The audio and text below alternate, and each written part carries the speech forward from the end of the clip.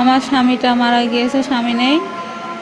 এই জন্য মানে আমার 2টা বাচ্চা আছে, তাদের আমি লালন পালন ভালোভাবে করতে পারি না।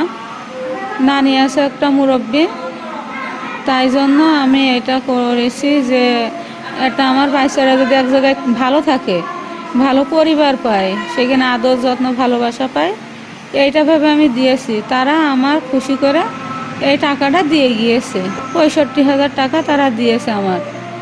তারপরে তারা বাচ্চাটা নিয়ে গতকাল রাত্রে চলে গিয়েছে। 2009-এর ভোক্তা অধিকার সংরক্ষণ আইন আছে, যেখানে 53 নম্বর ধারা আছে, যেখানে বলা হয়েছে অবহেলা ইত্যাদি দ্বারা সেবা গ্রহীতার অর্থ, স্বাস্থ্য, জীবনহানি ইত্যাদি ঘটিবার দণ্ড।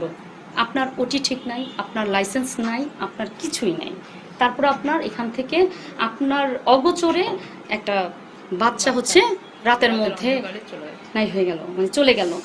যার কাছে দিয়েছেন নাই কোনো ডিট, নাই কোনো কিছু, একটা ডকুমেন্ট উনি আমাকে দেখাইতে পারলো না। Japan Bangladesh joint venture company JBS holdings limited.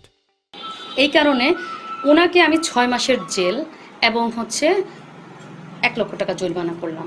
আর যদি অনাদায় হয় তাহলে আরও 7 দিনের মানে 6 মাসের কারাদণ্ড এবং হচ্ছে 1 লক্ষ টাকা জরিমানা করলাম। আর এটা যদি জরিমানা না দিতে পারে, অনাদায়ে আরও উনি 15 দিন কারাদণ্ড, বিনাশ্রম কারাদণ্ড ভোগ করে আসবে। আর ওনার সাথে যে আয়া আছে, উনি মেনলি হচ্ছে পুরো ঘটনাটা জানতেন। ওনাকে আমি আপাতত এখানে থানা থেকে কে আছে, ওনার বিরুদ্ধে নিয়মিত মামলা করার জন্য আমি থানায় ওনাকে সোপর্দ করব। বাচ্চা ফিরিয়ে আনার বিষয় হচ্ছে, ওনার কাছ থেকে আমরা একটা নাম্বার পেয়েছি এবং বাচ্চাটা এই মুহূর্তে হচ্ছে কুমিল্লাতে আছে, সোনারগাঁয়ে। আমরা এই বিষয়টা এখন ওসির সাথে কথা বলে যেভাবে হোক বাচ্চাটা ফিরিয়ে আনার ব্যবস্থা করতেছি।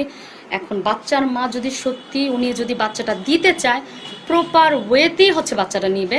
আপাতত আমরা ওই বাচ্চার সাথে যোগাযোগ, মানে বাচ্চা যার কাছে আছে তার সাথে যোগাযোগ করার চেষ্টা করব। দরকার হলে হচ্ছে কুমিল্লায় যেখানে আছে ওখানকার ওসির সাথে বা ওখানকার ইউনোর সাথে যেভাবে হোক আমরা যোগাযোগ করে বাচ্চাটা প্রপার ওয়েতে দেওয়ার চেষ্টা করবো।